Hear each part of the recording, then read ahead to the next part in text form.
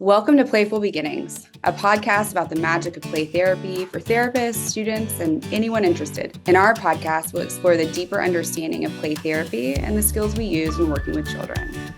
We hope to help you understand the why behind what we do and how it helps kids heal and grow. I'm Dr. Kristie Opiola, a working play therapist and university professor in North Carolina. I'm Dr. Maggie Parker, a play therapist and professor in DC. You're going to be my therapist today. No, I think it's good. So just an introduction for everybody. We are here with Dr. Jenifer Balch. I know you as Jen Ware. Am I saying it accurately? Yeah. Well, Ware's my maiden name. Balch is my married name. And you got it. You pronounced it exactly right. Phew. Yes. So Kristie and I know Jen from graduate school when we were all taking play therapy together. I don't know. Jen was actually my mentor coming in. Oh, wow. She was my doc student. Do you remember that, Jen? Yeah, now that you say that, I had completely forgotten that. Yeah, she was the person that I received coming in as the person I could connect with before I started the program. Oh my That's gosh. awesome. But that does seem a billion years ago. I know, right? It does feel a really long time. Well, and speaking of that, Maggie, when I started, because I think you were one cohort above me, right? And I remember you speaking to my class and just as a group about the experience. And this one phrase you said has stuck with me. Literally, I've used it so many times in reference to the doc program, but I remember you saying, this program is reaching into your soul, yanking out your heart and examining it.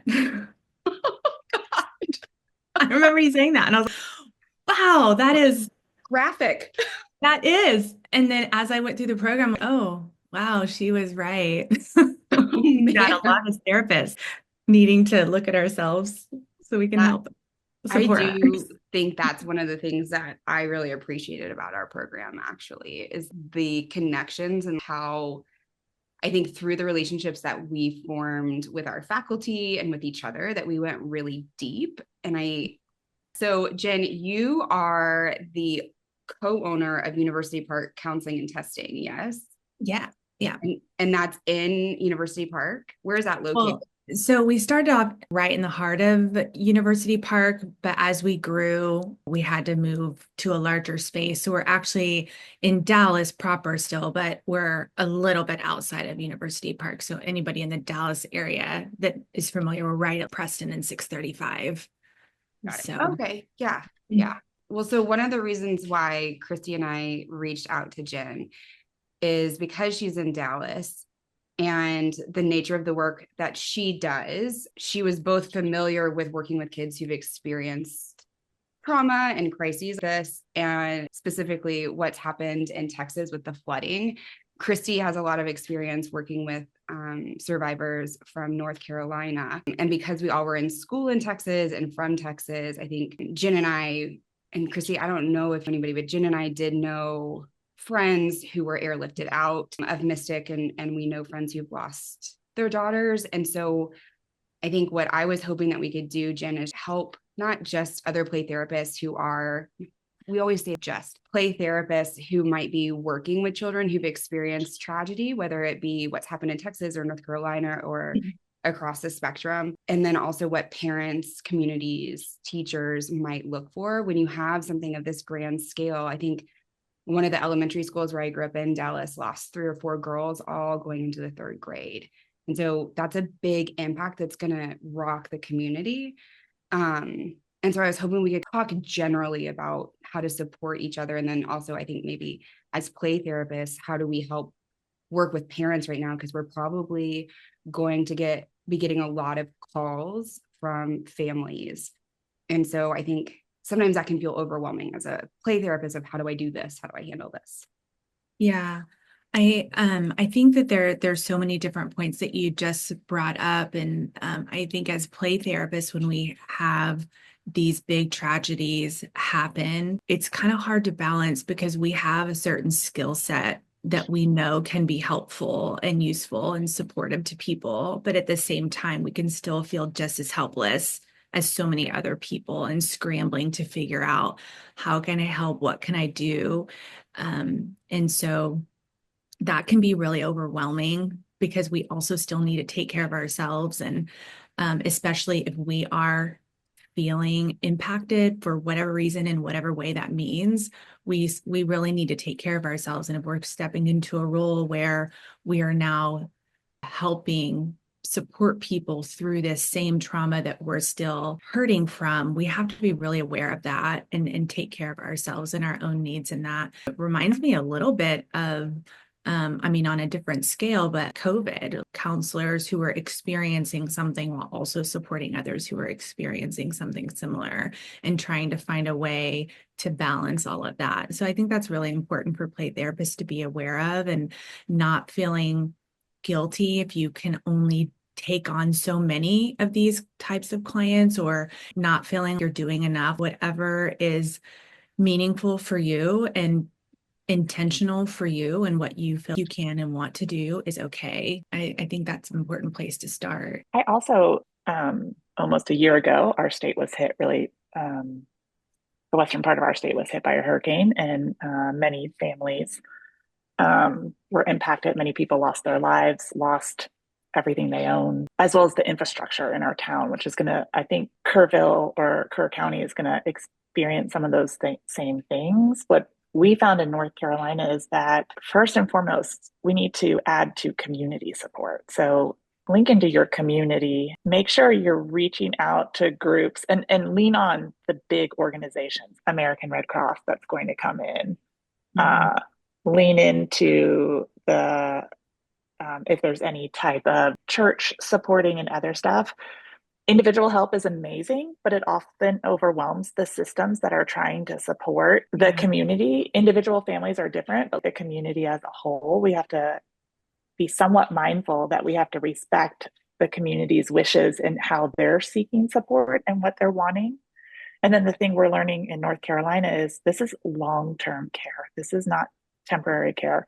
We actually did not get a lot of referrals immediately because they were in such crisis. And it was just different and similar, I think, to probably how most of Texas is feeling. Most of North Carolina felt connected to the community that was really impacted. Either we vacation there, we have family there, colleagues there, or we have really fond memories of the area, or experiences in the area. And so we're finding, and as you read about natural disaster, it's sometimes the 1 to 5 year support. Mm-hmm. So for play therapists who may feel incapacitated at the time, right now in Texas, that's okay. Honor that in yourself and know that you can still play a big role in supporting this community and the families that were involved, because they may not reach out for 3, 6 months to a year after, and when they're really going to start to seek supports for what's happening. Yeah, I think that's such an excellent point. I was teaching my internship class last night, and we were talking about that same thing. Some of them had not had many clients yet. I mean, this is still so fresh, and we were talking about that same concept that you may not see people bringing their kids in, or families coming in, or adults coming in because they were impacted, or they're as parents, or maybe they have a family member who is there, or they were there themselves, or whatever. We may not see that right away, but we might see it 6 months down the road. We might see it once the initial kind of shock has worn off, and they maybe feel they're less in survival mode, and they now have the capacity to seek out personal support. We might see that. And I also think that I won't be surprised if we see an uptick in particularly kids reaching out, or parents reaching out for their children for play therapy around the time that school starts. Yeah. Because I think that's going to be a trigger time for a lot of families who are not sending their kid to school this year, or a kid's friend is not going to be there this year, or just some kind of reminder. Maybe teachers are in class and a student they had last year is not there this year, or or just even the collective, maybe as teachers hearing kids talking about it and then that being triggering for them, or they might feel at a loss and not knowing how to support these children.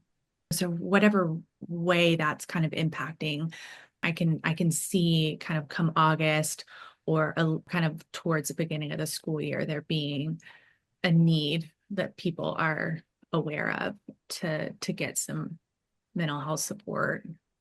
Well, and I think it's important also to recognize that, especially for adults, I think, and I'll say it for myself, right? I found out about what was happening. I made the docs, I connected, and I was crying, right? Immediately, I'm having an emotional response. But children don't always present that way when dealing with grief or trauma. So for any adults listening that are around children right now, if they just are acting quote unquote normal, that doesn't mean that they're not impacted. It maybe hasn't hit them yet. They're going to express it differently than just sitting down and crying. So even when you have conversations with kids about death, usually it's, oh, or in my experience, they're like, oh, okay. And then they kind of go on. And then later, it may even be 3 months later, they're really upset about it. And it just kind of sinks in. And so that's something normal that children do. It's how they process those experiences. And I think sometimes, especially when adults are also grieving, it's hard to understand. And it doesn't necessarily mean that they're okay. They're just going to present differently. Yeah. And I think we have to, oh, sorry, go ahead, Jen. Go ahead. I'll go after you. Oh, I was just going to say, we have to remember that death is a really abstract concept to children, partly because most of their exposure to death has made it not absolute. So in video games or on TV shows, or those are probably the two main spaces that things die and then they come right back to life. They get to redo something, right? Or the character is on the show in the next episode. It doesn't feel as absolute and concrete as we understand as adults. So, and working with a lot of grieving children, for our caregivers out there, it's not uncommon that you'll say that and they'll say, oh, okay. And then they'll move on. And I typically see kids go to seek opportunities to play. They're trying to make sense of it. So make sure if your kid goes to play, it doesn't mean they've moved past it. It may be that they're trying to make sense of what you've shared, as well as they're probably going to ask again, which is really hard as a caregiver, that these are repeated conversations that happen. When is so-and-so going to come back? Or can we go to the place that they were to go visit them? And even if you do funerals and burials or whatever rituals, right, that we have around death, that still is not going to make it super concrete for kids. It's going to take a while for that to absorb in for them, that this is permanent. The other thing for our caregivers out there, teachers, parents, grandparents, you're grieving too. So these are really hard conversations to have with your kids. They're not easy. There's tons of resources out there that can help support you in these. We will make sure we link them to the podcast at the bottom, as well as I'm working on putting some resources up on our page, which is playtherapyspace.com, so that you have some places to go to help have these conversations with kids. But they may ask, and I think oftentimes we want to protect kids from a lot of things, so we try to be stoic and other stuff. It's okay to be emotional with your kids. You're hurting too. So as you explain it and you're tearing up or crying, that's okay. Your kid is feeling that same thing. If you present always as stoic, they're going to feel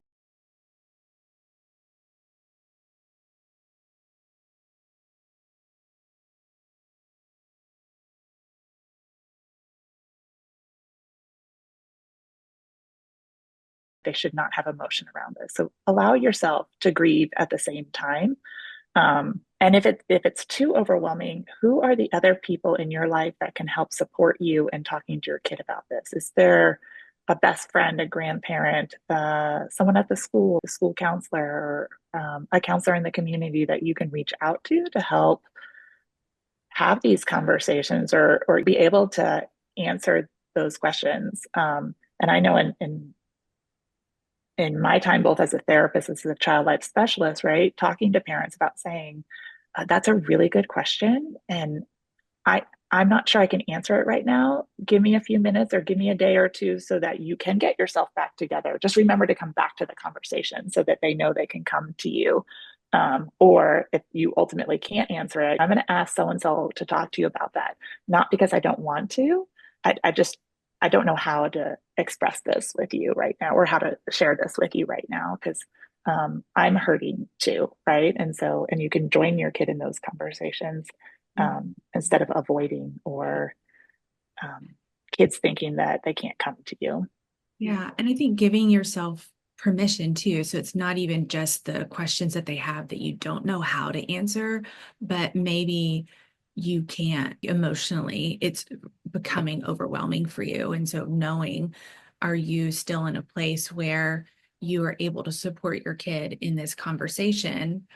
And yes, we want to model that we have emotions too, and it's okay to feel sad. And that can sometimes feel validating and give permission for children to feel their feelings too. And there can be a lot of good in that. But if our emotions are becoming pretty dysregulating for us, and we see maybe the child then feeling this need to take care of us, that might be when we need to take a step away. Yeah. And it's okay to say, I'm feeling really overwhelmed. I'm feeling so sad right now that this is actually really hard. I'm going to take a break from this conversation and we'll come back to it.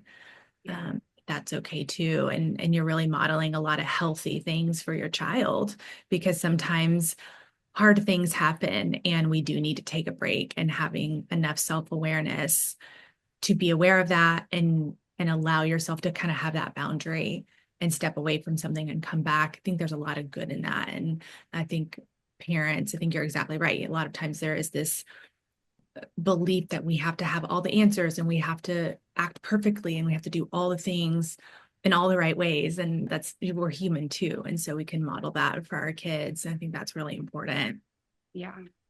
I also, Kristie, when you were talking about earlier, about the concept of death and how hard that can be for children, I also was thinking too, within that, for a lot of children that we're having this conversation with, it might be their first really experience with death too. And so in addition to exposure being in some of the things that you mentioned, movies or games or whatever, where they are coming back, sometimes they don't really know how they feel about it because they haven't experienced it. And that's so unique because most of the time the adult having a conversation with the child has experienced a loss. And so we can anticipate what it is to not be able to talk to this person again or see this person again.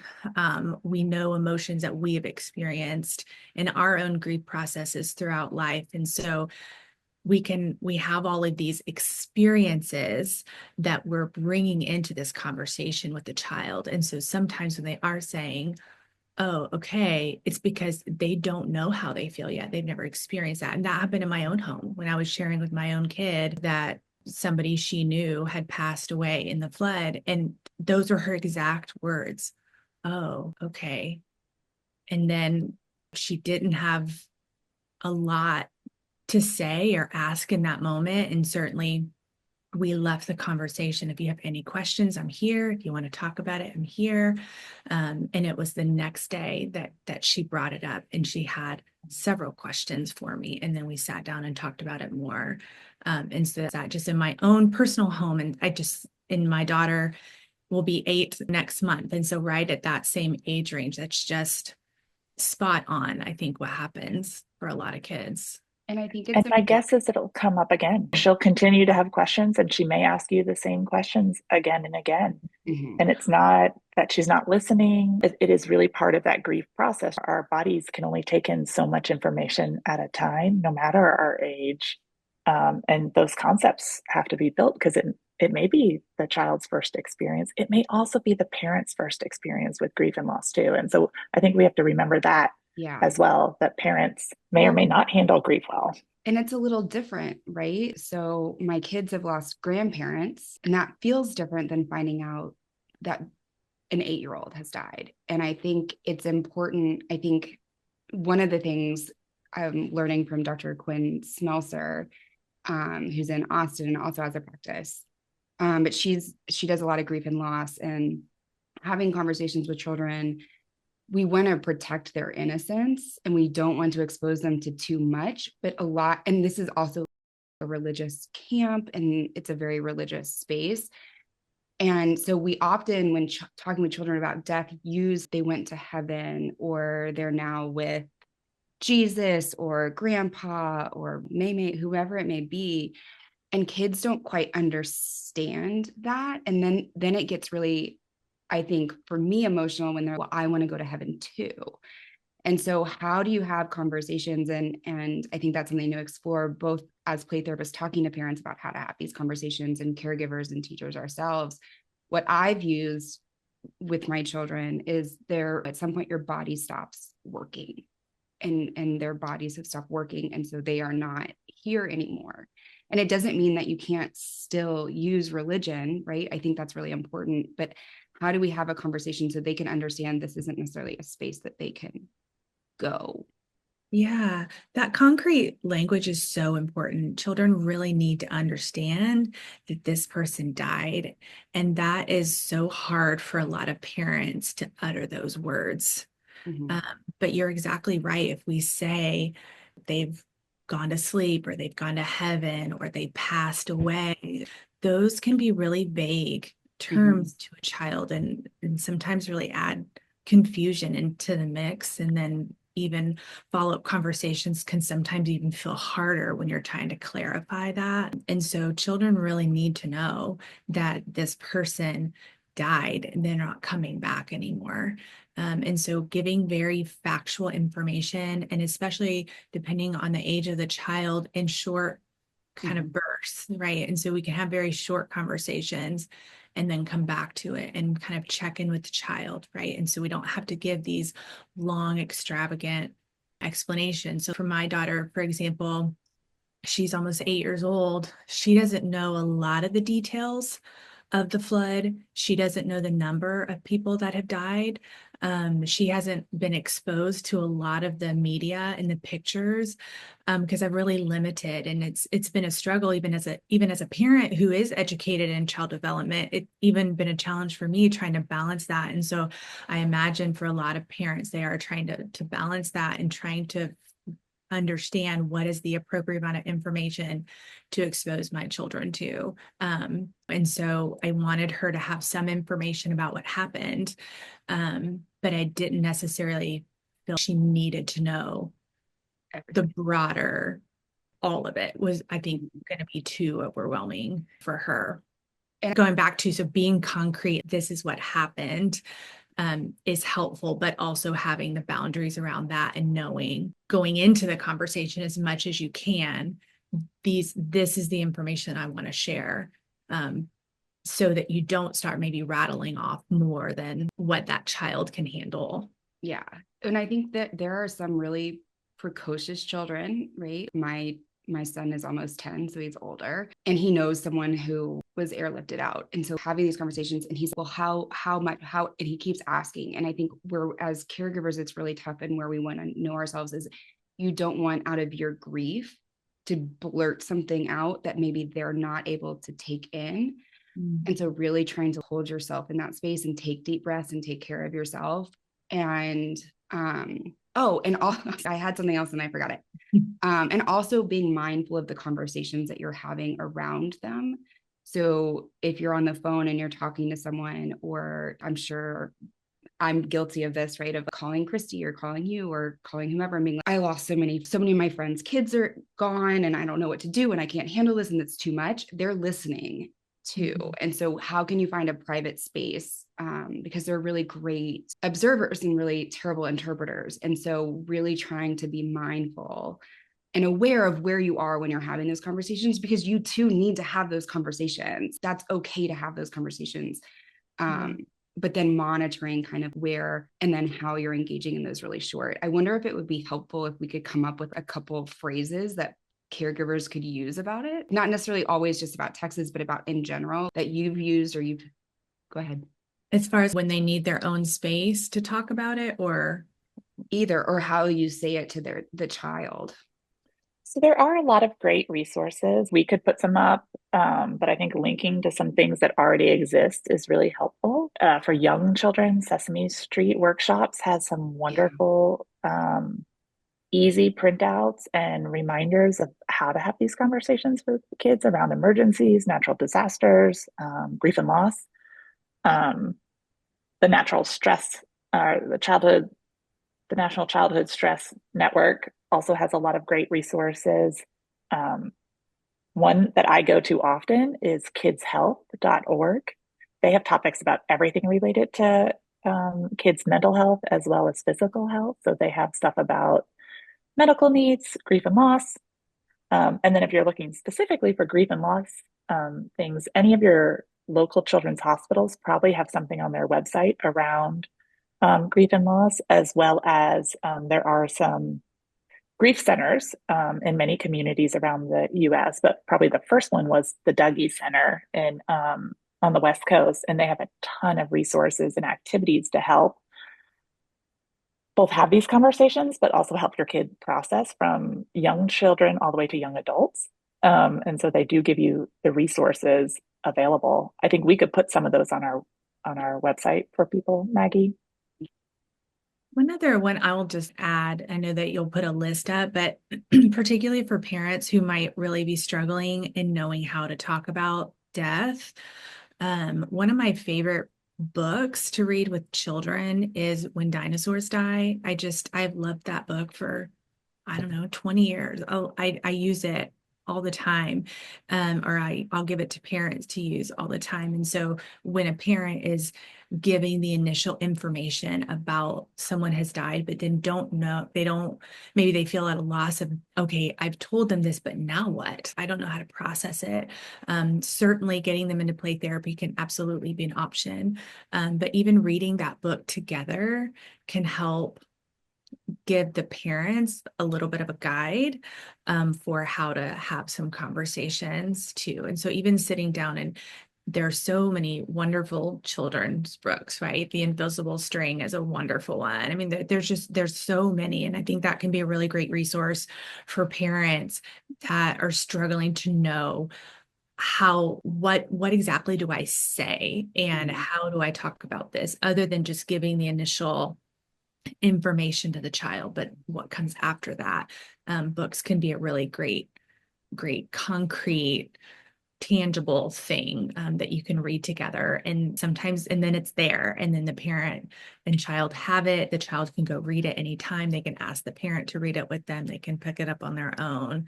But it can be a tool to really help them process and kind of make sense of their own feelings and grief and loss. And as a former child specialist, I also want to put a warning out there because there are a lot of terrible books about grief and loss. It's really important to read it first. Yes. Don't be the first time you read it is with your child, and read it aloud. So read it to yourself first and then read it aloud, because you're going to need to be able to state the words in there. And sometimes when we read aloud, we realize, oh gosh, my kid, this is not the right book for my child. And Right. so it's just a helpful way as you're looking at books to make sure. The other one I love is, and it's going to sound odd, but Mr. Rogers, someone from our childhood, book just about death. That's very concrete for children, and it's called When a Pet Dies, but it really goes through what does it mean to die.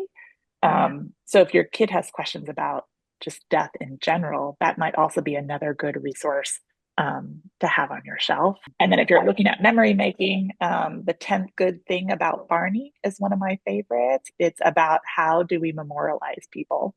How do we keep their memory alive? And how do we keep the gifts that they gave us? Because I think oftentimes in grief and loss, we think about all that we lose. But there's also things as we remember our friends, and there's some wonderful things that our friends gifted us, right? Maybe it was their love for Taylor Swift, or the artwork they used to create for us, or how they had the best dance at the school assemblies, whatever it is. Those are gifts that people leave us, and those are memories that make grief easier and palpable to take. And at the back of When Dinosaurs Die, they have some ideas of things you can do. And asking children, is there anything that you would to do, can be really helpful, because sometimes they will come up with things that we would never even think of. I would really like to have a red popsicle. That was her favorite. And that can be really meaningful and so easy for you to make happen. And sometimes they might not have anything they want to do, and that's okay too. But really checking in with them to see if there's something meaningful for them can be really helpful. Jen, I was also thinking, as you said, I want a red popsicle. That can also be a trigger down the road. So it also cues parents in maybe why all of a sudden they get upset about something 3 months later or 6 months later. So again, open communication is so important when you're talking about grief and loss with your kids, because it's really going to help you be able to provide more comfort and create a safe space for them. Yeah. And that reminds me too of just a kind of a general reminder to any play therapists that are listening for them to remember themselves or have conversations with parents about, we've talked about how grief there's no timeline, right? I mean, but also behaviors and emotions and responses and reactions can really vary. Sometimes we might experience a lot of aggression in the playroom, or the parent might be talking about a lot of regressed behaviors at home, or all of a sudden they're really angry, or something is very different. And maybe we look for that right away and we don't see it, but 3 or 6 months down the road, we see it. And maybe at that point, we're not making the connection because it's not seeming as recent. But it still is related, or it can be, and we want to explore that. I think that's important. And I think another really important thing to highlight when helping parents is helping them realize that, particularly in this situation, and when you're talking about grief and loss in children, is that their brains can only process it to a certain degree. So it is very, very that they are going to reprocess it again and again and again as they get older and they reach different developmental milestones. And so I always remind parents of that so that they can kind of just tuck that away in the back of their mind so they can be prepared for it and know when this happens that there's some normalcy to that. And yeah, maybe at that point they need to get back into therapy, or maybe they don't. Maybe it's just their brain is trying to make sense of this now in a new way because they're developed now in a different way. Cognitively, they can make sense of what's happened in this different way, and they're just needing to do that. And there's a lot of normalcy to that, but I think it can really freak out parents when 2 years down the line, they are all of a sudden talking about it again, and they're asking different kinds of questions or more questions. And the parents, oh my gosh, I thought they had gotten better. I don't know. And they have this worry that that's a negative thing. And so that's a reminder that I always to educate parents about. I think that's really important in whatever kind of grief we're talking about. But we see that a lot in children. Go ahead, Maggie. I was going to say, when I talk about grief and loss and trauma, even with adults, so when I'm teaching the course, is okay, so you could lose a mom when you're 15 and you're going to grieve a certain way, but then you're going to grieve when you go to college, and then you're going to grieve when you're getting married. You're going to grieve if you have a child, because you're a different person in those spaces now. You have changed, and the loss means something different in those moments. And so it is absolutely something that just, it doesn't mean that you haven't gotten over it or that something's wrong. It's just that you're a different person now. And for children, especially, you're saying, both of you are saying, is you have the different capacities to understand it as well.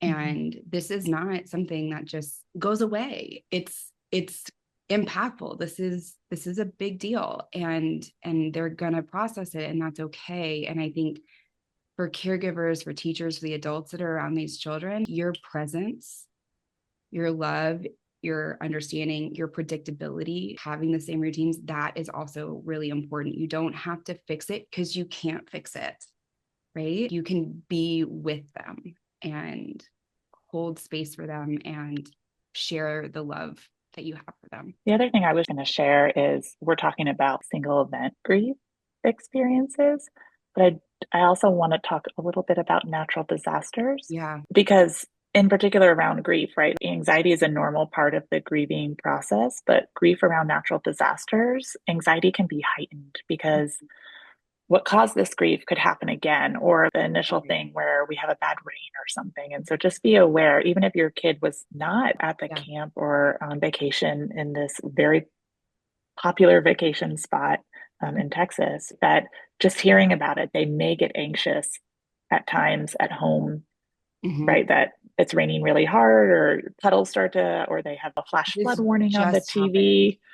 And that then everyone's anxiety is a little heightened, but in particular for kids, right? They can't make sense of, oh, our house is high enough up, or right. They're talking about just little flooding, not a river flooding or something like that. But so there can be some reoccurrence of fear. And then for those who were in the area or survived the natural disaster, that those tend to be sensitive times for everyone. And so everyone's going to be more heightened, anxious, on alert, and it's harder to support and comfort people at that time, because you also need comfort and support. And so little things, creating a safety plan so that we have where we need to go, what we need to do in those moments, are going to be really important. We just had this, obviously, because we were connected in some ways to this, my children, we've been having conversations, and then we had 2 or 3 nights of flash floods in Virginia, and we live near a creek. And so the conversations, and of course our garage started flooding, and we were like, it's not the same. This is what we're going to have a conversation. And then it came back at dinner. And so my husband and I had to walk through, okay, so let's look at where the creek is next to our house. Do you remember how we have to go down a big hill there, and then we have to go down steps, and then we have to go further down? And they're like, yes. And I was like, okay, so let's think about, and we are up how high on the second floor, how far down, and just being really concrete. And we had to have those conversations a couple times. And I know having a flash flood in Virginia is different than having a flash flood in Texas, right? But they don't know that. And so just having those very concrete, calm, patient conversations and answering those questions, I think, is important for parents, and they're going to come up. And that's such a good reminder of how you just described having that is probably so natural to you as a play therapist. But as a play therapist, that's one way that we can really support parents, is how to respond when your child has this weather-related anxiety, because we will see it. When we had a tornado rip through kind of particularly my area of Dallas, and so we had a lot of clients that had real, legitimate weather-related anxiety. And it's not abnormal to have tornado sirens go up around here. And their fear was very rational, given their experience. And so I think we're going to see that same wave here. And Maggie, I experienced the same thing. We had a couple flash flood. We actually lost power 2 nights ago. And that was the first thing my daughter, oh no, is our house going to fill up with water? Is our house going to float away? And so having those detailed conversations, guiding parents, and not just saying, oh no, it's fine, you're going to be fine. That's a less than ideal response. Yeah. It can be invalidating, right, to the child. But also it doesn't comfort them. It doesn't make them feel better. I think that's the intent a lot of times of parents, but it doesn't work in the way that they're intending. But when you can help identify, when you can point out the rational things, when you can help identify, here are the things that we have in place to help keep us safe. Here's what we know about the weather, or whatever it might be pertaining to the event. Those are the things that are helpful. Very similar to how we might help a parent navigate a conversation about being scared of the dark and monsters, or instead of saying, you're fine, go to sleep. What are the things that we have in place to keep you safe, our house safe, all our family safe? And so when you can point out those things, it is much more helpful in reducing the anxiety for the child. And so that can be something that we can do in supporting parents, because I feel as trained play therapists, we have a lot of tools going into the playroom, knowing how to support children because of just naturally what we know about play and developmentally, how that's helpful in helping children process a variety of emotions and experiences. It's really the conversations with parents that I feel play therapists can have, maybe need some support or some reminders, in the parents coming in and feeling really anxious or uncertain, or asking us, oh gosh, how do I talk to my kid about this? Or what do I do when my kid asks me this, or feels anxious about weather, whatever. And I think for caregivers and teachers, we talk about this as play therapists a lot of if you have enough to ask the question, you have enough to make a statement, right? And I think there are ways of just kind of like tuning in. And if I'm wondering, I think they're sad, I'm not sure, you can just say, you're really feeling sad right now, or you're confused right now. And we're not, as adults, other than our play therapy people, trained to kind of pick up on those emotions. But if you're feeling it, you can say it, and it might help them feel really understood. And it's something, even my daughter was riding her bike today and she did a great job, but she had to cross a big street and you could see it. She was not, and that was overwhelming for you. I didn't need to say, you, good job, you did it, or you're fine. She needed to hear that was really scary and kind of just sit with her in that moment. But sometimes we're okay, come on, and you don't remember. And sometimes when you can just say you're feeling really overwhelmed right now, or if you're picking something up from them, just to say it, because it does feel really connected. It does help them feel seen, but it's tough. Absolutely. And validating, going back even to the modeling of how to show emotions and how to process them, and giving permission to feel all the different feelings. And sometimes, I don't know if this is helpful for other people listening, but sometimes I just have big emotions. I'm an empath. I cry all the time. And y'all remember because you went to school with me, but I'll cry and my son will all of a sudden he feels responsible for my feelings. And so I have conversations of, mommy feels sad and it's not your job to make me feel better. I can handle feeling sad. I'm okay. And I think one, it helps separate so that they don't have to take care of me. But two, also, I think models that we can handle being sad. Emotions are emotions and they're not something to shy away from, and it's okay to have. And then again, as we said, if it's a point where you need to take a minute, go take a minute. I need some space real quick. I'm having a lot of big feelings, and just narrating it. I think that's where as adults, we kind of forget, is just saying right now, this is what's happening, and naming it and saying it out loud can be really, really, really helpful for kids in their understanding of the experience. Yeah. And also identifying and naming and being okay with our experiences being different. Mm-hmm. Right? So I'm feeling really sad right now, and it's okay that you're not. Yeah. That in this moment, right? Or vice versa. If they're feeling really sad and we're comforting them, I think that's kind of maybe more normal. Mm-hmm. But if they're experiencing us feeling sad or tearful, I think for some kids, should I be sad too? What's kind of feeling in that? And so if we're picking up on that in our kids, I think it's important to put some words to that we don't have to be feeling the same things in this moment, and that's okay. And I know in the moms group that I'm a part of in my community, the moms are not okay. And it's hard, again, to kind of what I was talking about before, balancing. How can I support? I don't know. I can't do enough. No. There's sometimes guilt that you're having a response if you weren't there, or guilt if these little girls that did survive. My friend's little girl was airlifted out and she's with other people, their parents. I'm trying not to bother them. I just kind of send them hearts just to let them know that I'm thinking of them. But they shared that she was with her other camp friends and some of them had lost their little girls. And so then it becomes, but I was there too and I'm okay. And that's a real feeling too. And they may not feel that, but they could. And just being open and having those conversations and holding space and lots of hugs, I think. Yeah, I've thought of that too. I think there's so many lives lost in our community that people know, oh, this family has lost their daughter. But there's so many families that were there or had family who was in the area that they couldn't get a hold of for a day or two and are feeling so traumatized by the experience. But I think there is some guilt in expressing that because there's lives lost. And then that I think is really hard.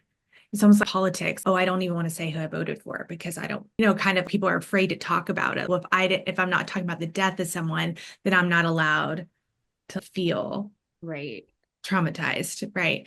I definitely think there's a sense of that going on too. And that's very much been on my mind is how can I support maybe those who are struggling to feel validated in their need for support.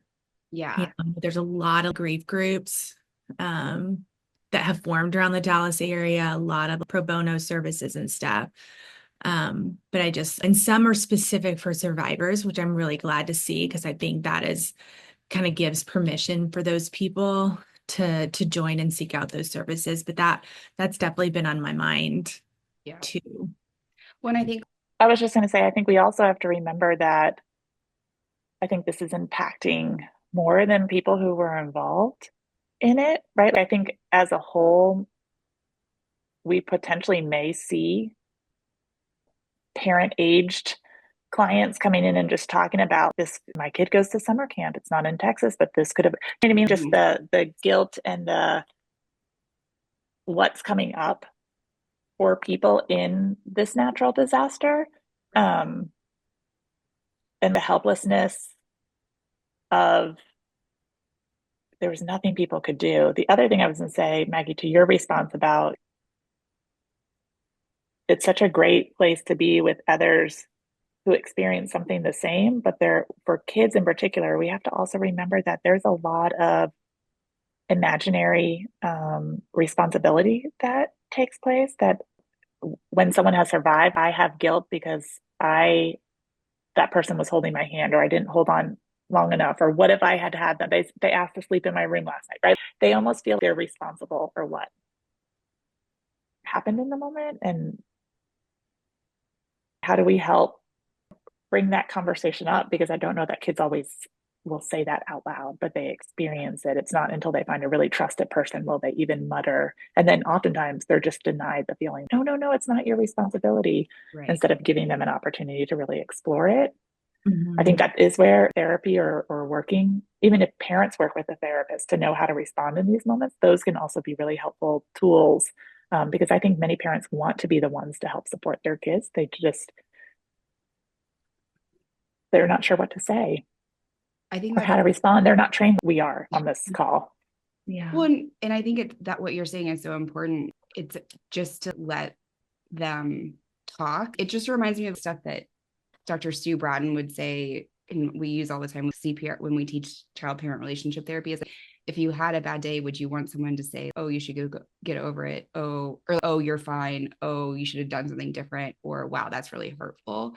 I think that's something that as adults we can relate to. And so also in those moments, if as an adult you're talking to a child who might be saying those things, it saying that was really, if you're feeling really icky right now or whatever it is that, and not just trying to shut it down, because I think that's an honorable thing that adults do because we're trying to protect them, and allowing them to know that we see them and hear them, and then maybe going into the later aspects of like, there's nothing you could have done, but in that initial moment, because then it also lets them know that you're a safe space to talk and that's what you want. And I think about this a lot because this happened in North Carolina, right? You were dealing with all of this and it felt very separate for me. And I probably didn't reach out as much as I should have because I was, it felt really separate. And so now all of a sudden this thing in Texas, now I'm personally impacted. And I think what we need to remember is that people are going to be impacted by these things a lot. It's happening a lot. And if you're having a response, that's okay. Find your trusted person that you can have that response with, that you can allow yourself those moments, and then reach out to those who might be impacted by something else, right? We can support each other in a way that is very human and engaging and relational. And that I think is probably, I think it's just a really important piece to remember, is that we can reach out to each other and hold each other and give space to each other. Maggie, that was beautiful. I was also thinking, as we've been sharing, I wonder if we've talked a little bit about this, but are there more things that from our training that we think we could offer parents? Because I think that is who feels the most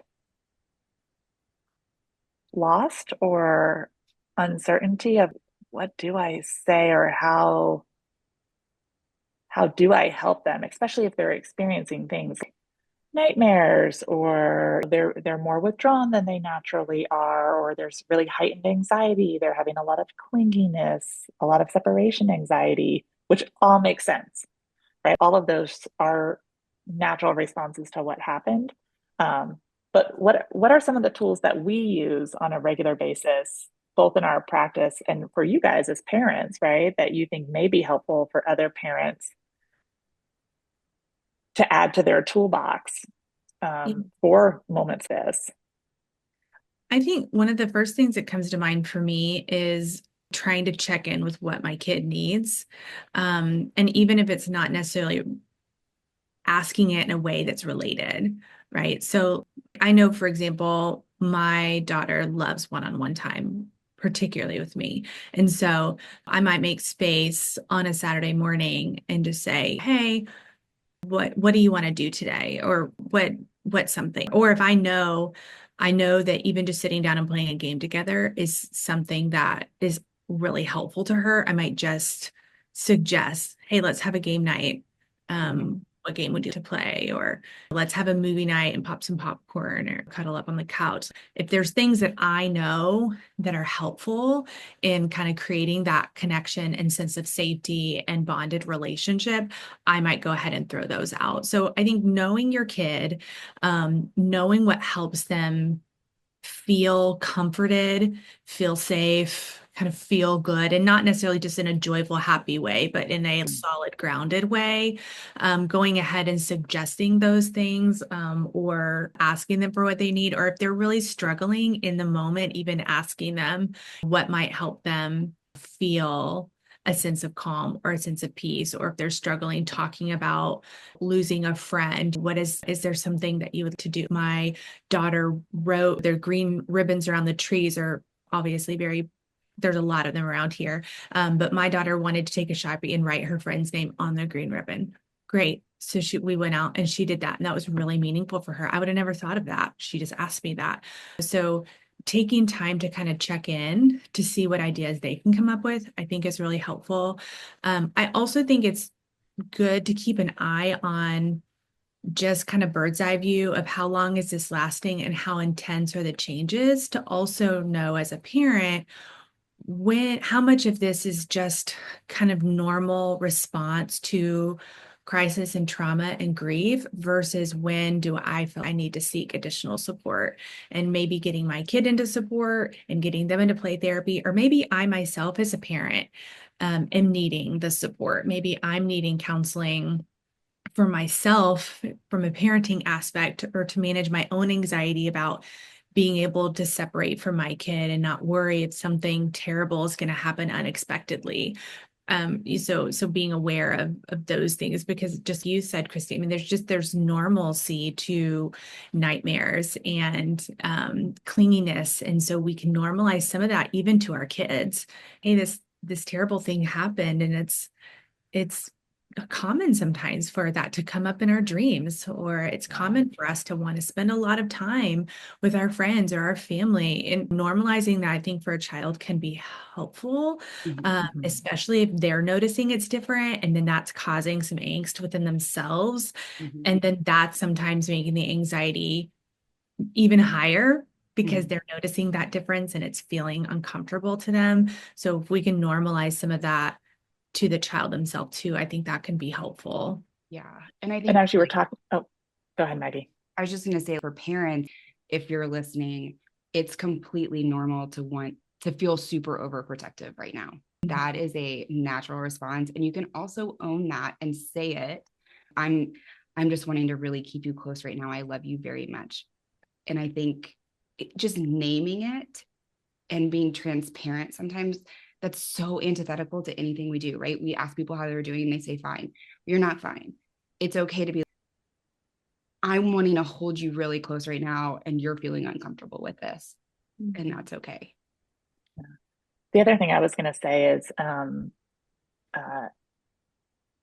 my work, sometimes parents aren't that cued into what their kids need or really know what helps support them. And so sometimes being reflective, well, what types of things do your kids ask for? When do they have meltdowns? When do just even self-reflecting on some of that stuff about are there particular things in relation to you or certain people in their life or places or a lovey, an object that really brings them comfort, right? Just helping parents process some of that stuff. Um, I sometimes also use love languages, right? Because we have a love language of giving, but so do our kids. They also have one of receiving. So there is online, you can go to love languages for kids and you can do a quick quiz to figure out, can I figure out my kid's love language of what I know about them if I'm not sure what they need? So it may be time together. It may mean I need to do really active things. I need to play sports or I need to jump on the trampoline because that I need to physically release this pent up energy or I don't know, whatever it may be, Yeah. right?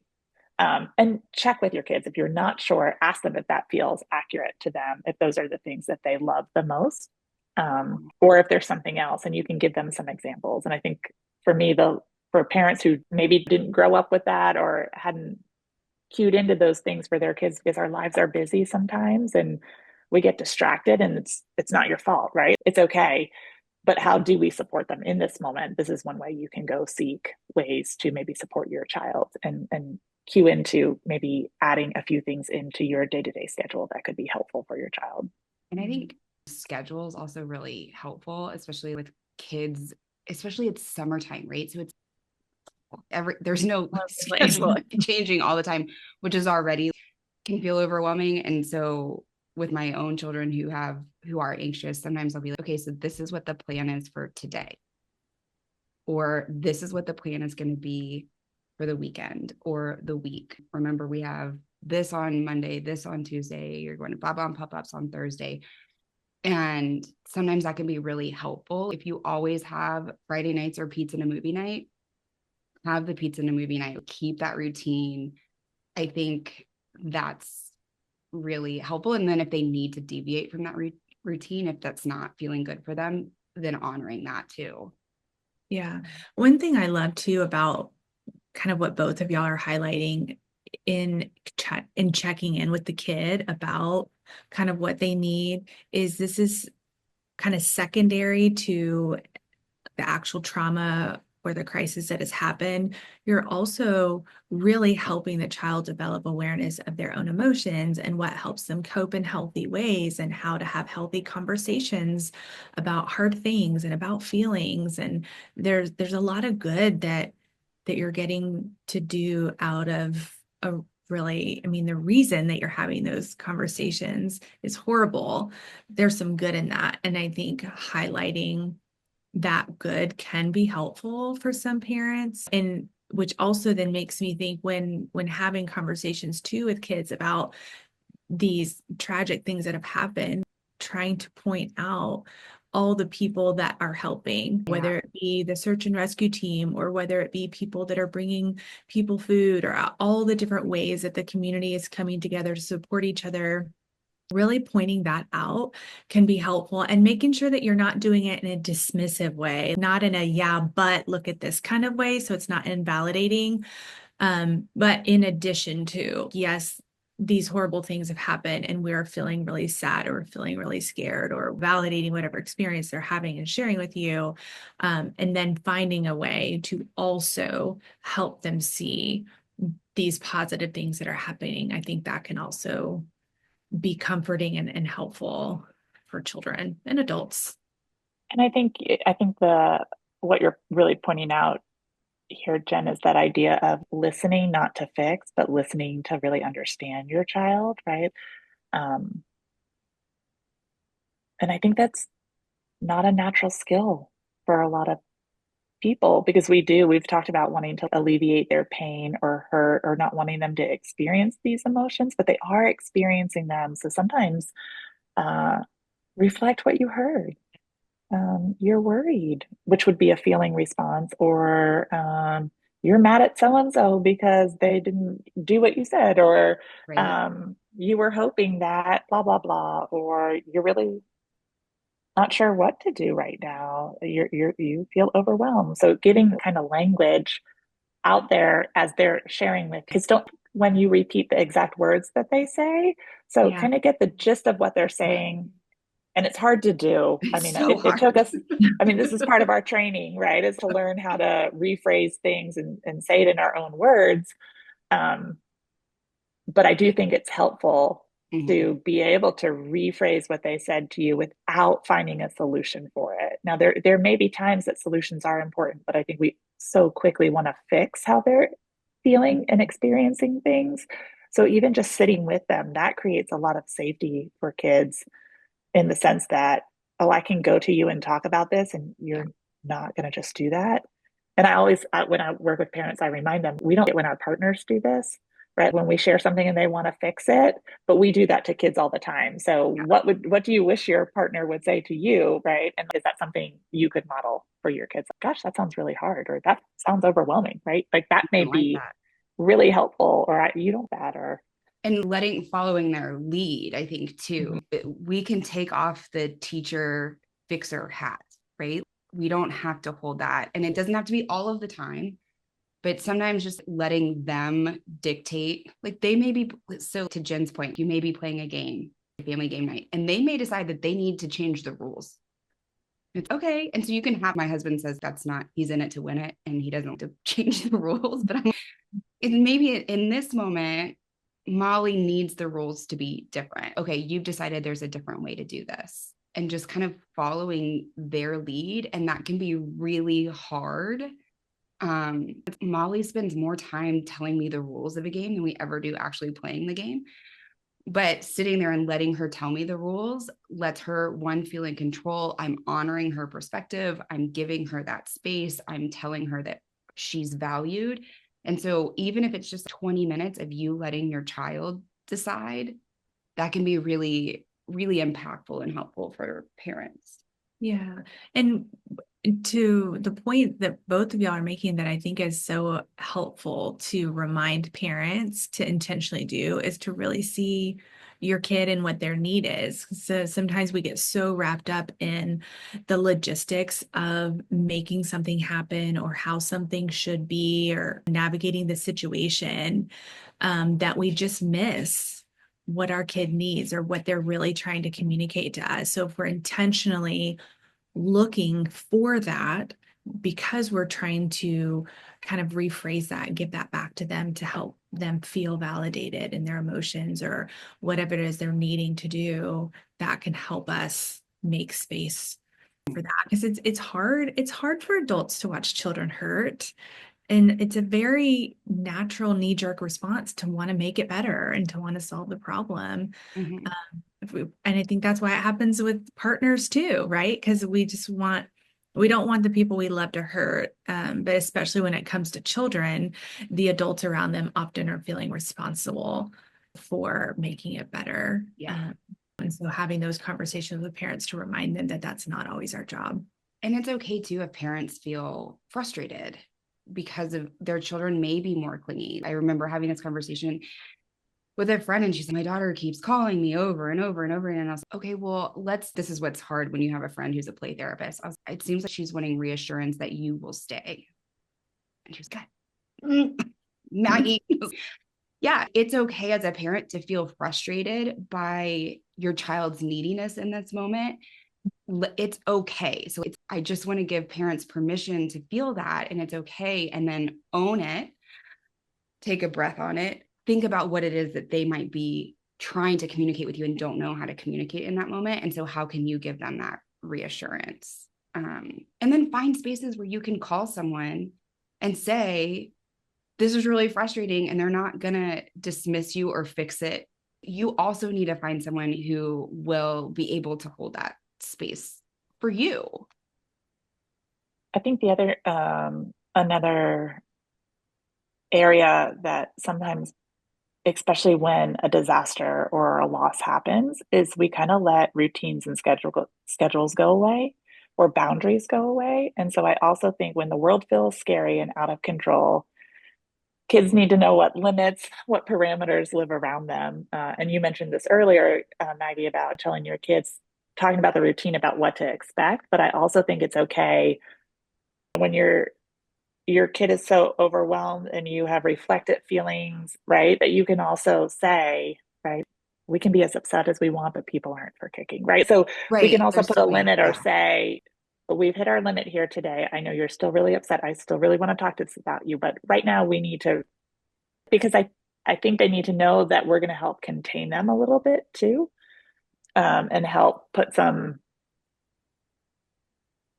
safety nets around so that they can sense control in the environment when so much of the world feels out of control. And Yeah. and that's things Jen talked earlier about monitoring what's on the TV, right? Yes. How long is your child spending on the TV or on the iPad where things are popping up, right? And we can put all the parent controls we want. Kids are pretty good at getting Good. around parent controls. I have Mhm. lots of clients that I see that schools put all these controls and they're like, oh no, you just have to do this. And I'm Oh, wonder if schools know this about the Yeah. Chromebooks that you send home with them. But just that idea of they do also, it's okay to stick to routines. It's okay to stick to behaviors that are in your family, what are allowed and what are not allowed. Sometimes we need to make a little space. We don't want to make so much space that now your family world also feels feels so out of chaotic. control, right? Yeah. So it's okay to lean back in. And I was talking with a parent the other day, and their world is out of control, not because of this, but because of another kind of crisis in their life. And she said the F word. And I let her say it because she's feeling this way. And I was, well, is that okay within the family system? She's like, no, I don't want her talking a sailor to everyone who walks by, right? So even just helping her figure out how to contain behavior because they're feeling out of control. So sometimes their behaviors get out of control. But here's a limit, right? We can be upset. And thank you for telling me how upset you are. And we don't use that word in this household, right? Those are all okay things to say. We And I had think this. parents need that permission, right? Because Yeah. so Yeah. many parents, I think they are on board with doing exactly what you talked about once we can help them understand why that's actually helpful. But I Yeah. find a lot of parents come in and are overly permissive because they feel guilty. Oh, well, I Mhm. just feel bad that my kid's going through all this. I don't want to get them in trouble, or I don't want to cause more stress, or I don't want to add anything to their plate, or all of these things that they've kind of said to themselves in their head about why their kid needs all this extra kind of permissiveness. And so when we can just help them understand the benefits to that consistency and routine and the boundaries and rules within our environment being somewhat similar to what they're typically are, there's a lot of comfort in that. When we can explain that and help them see that, I think they are usually very much on board. Yeah. They just don't think about it that way naturally on their own sometimes. Mm-mm. I want to be really mindful. I know it's close, so we need to go, but I'm so grateful that you were able to come on, Jen, and we've now been talking for an hour and a half. I don't know how we'll be able to. It may just be an extra long episode. I think it just needs to be a long episode. I think it does too, because I don't want to stagger it. I want this to be something that people could listen to and draw some things from and use. But I'm so grateful that you were able to do this. So for our listeners, I just texted Jen Tuesday night at 10 p.m. and I was like, when are you available? And so I'm really appreciative of you taking time out, especially as someone who's had such a close response to this. Yeah, well, thank you for thinking of me. And honestly, I feel it's been a little bit therapeutic and in some ways, even just talking with other play therapists who kind of get it and who are also feeling impacted. And I know even at my office, just talking to the other therapists who are also impacted in various ways, whether they're feeling it as a mom or whether they know someone who is impacted or they were impacted themselves or kind of in whatever way. It feels so raw and so real and so heavy. So even to have the opportunity to talk about it kind of with the intention of it being helpful to others is really a very valuable opportunity and kind of healing for me personally, honestly. Yeah. No, it And it feels reminds me check on your play therapy friends, Yeah. right? Yeah. Like check on your other counseling, mental health people, because I think